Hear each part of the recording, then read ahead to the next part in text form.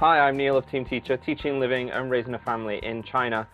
Today we are looking at St. Patrick's Day PowerPoint lesson. Let's check it out. So this St. Patrick's Day PowerPoint lesson follows a simple process.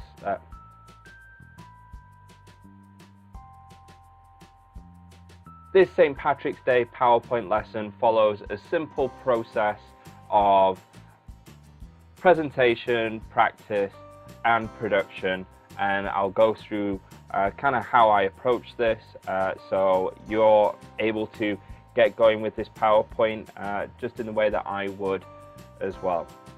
So first I introduce St. Patrick's Day. I want you to notice that I've got the Chinese characters at the bottom and also the pinyin.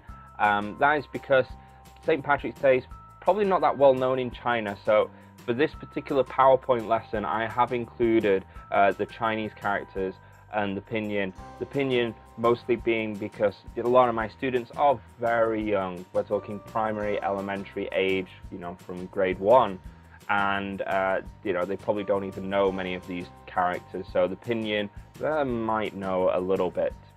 So from there, they might not know what St. Patrick's Day is, so I'm actually trying to get their attention.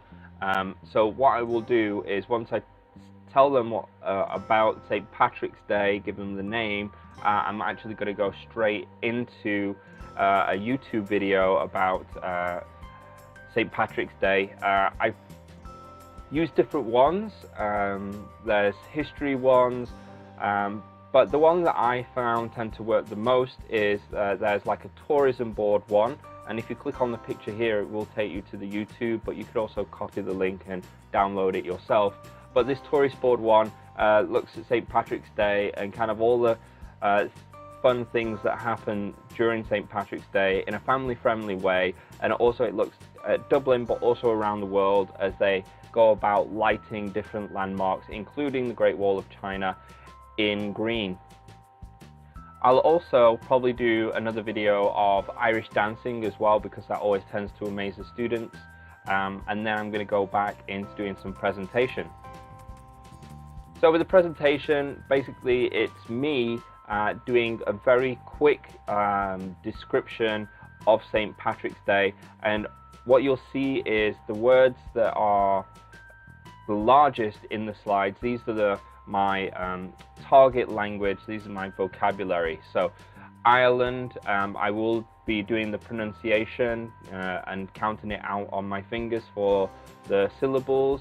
And what I'll be doing with this one, I've got a map in the bottom right hand corner, and I'm probably going to look and point out where China is on this particular map, and then I'm going to point out to where Ireland is and maybe see what they know about Ireland. It might not be that much because they just tend to be lumped in with the UK, but I'm going to use this lesson to try and differentiate them and kind of give a better idea of what Irish culture is and how St. Patrick's Day is as well. So St. Patrick's Day, March 17th every year. And we're going to talk about a shamrock. I don't really go into the whole four-leaf clover thing, but this one I just talk as a national flower, and talk about other different countries with national flowers and maybe see what they know about that. And I'll ask them to sort of describe it. What color is it? How many leaves? This sort of thing, and then we'll move on. Then we're going to talk about Ireland and its national color being green, and this one I'm going to ask them what other things are green.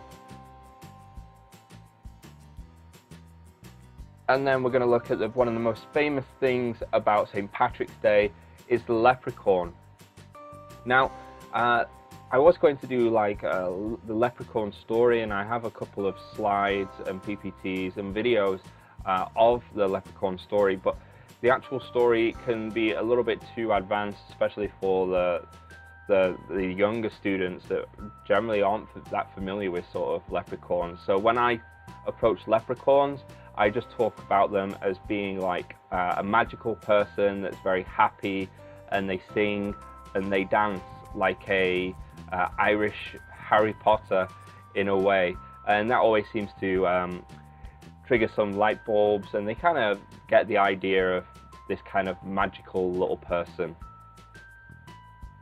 And then we go into the Irish dance that they call the jig. Now at this point I'll try and get some students to stand up and see if they think that they can do that sort of jig. Always gets a bit of a laugh, and it's a great little segue to then go into a song. So, you know, I'll be wanting to say, look, well, let's all sing and dance now. And I have this 10 Little Leprechaun song, which is very basic vocabulary that any students can follow along. And we just count the leprechauns and we get to use that vocabulary, because leprechauns is definitely going to be one of the most difficult words for them to pronounce and remember and use from this class. So back from the song and the dance, I have a quick test to see if they remember the sort of words.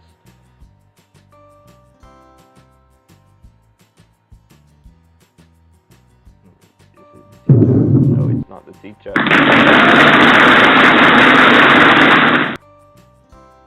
So it's just kind of checking the words that we've gone over and see if they can remember them and identify them. And I have the Chinese, so they can refer back to that. Remember, these words are probably going to be the first time they've ever used these words. So I don't expect perfect results and perfect recollection.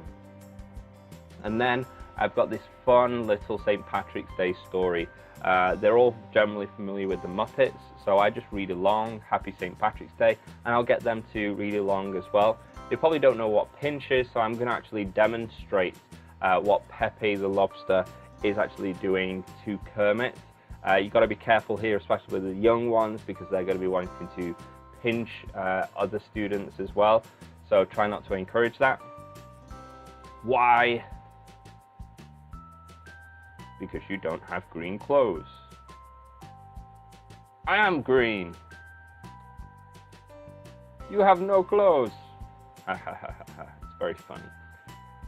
They generally understand this. They know what clothes means, and it's pretty funny.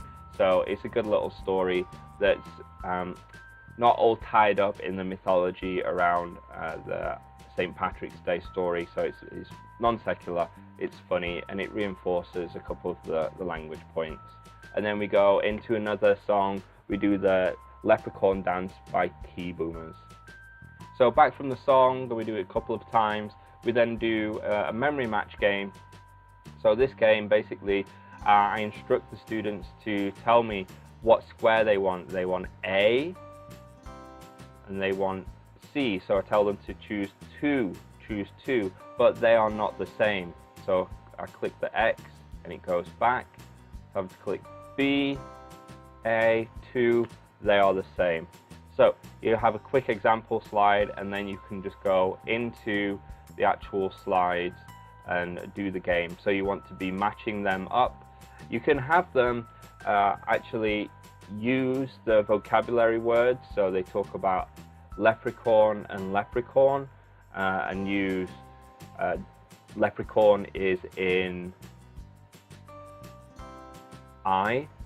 But if they're, you know, not very good with their English, or their level is, you know, quite low, because all these classes are mixed classes, then you can definitely just have them use the actual capital letters as well. And then we go into a bomb game. So the bomb game here, basically how it works, you've got a grid, and the students have to give you a number plus the word. So 1 leprechaun, 2 shamrocks, 1 island. It's not perfect, but it's a good way for them to use the word. And what they do is, sometimes it's a bomb, and sometimes it's good points for their team. From this, we go into another song, which is basically bingo, but it's called green, so they just spell out the words. Again, it's another song by Tea Boomers that definitely nail all these St. Patrick's Day songs.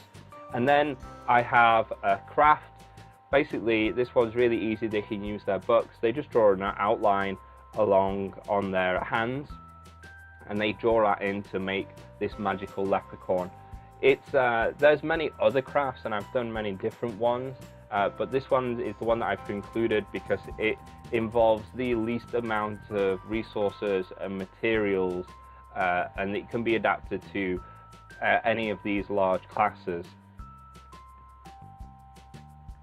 And then we finish with just a happy St. Patrick's Day, and they get to watch their reward video. I'll have probably something queued up that's related to St. Patrick's Day or Ireland or leprechauns, so they can I can pause it possibly and ask them what they think this is and stuff like that, and they can use that vocabulary they've learned during the class. Well, I hope you enjoyed that video. If you did, please consider liking and subscribing to our channel, and remember to check out the link below to get your copy of this free download of the PowerPoint lesson. Bye bye.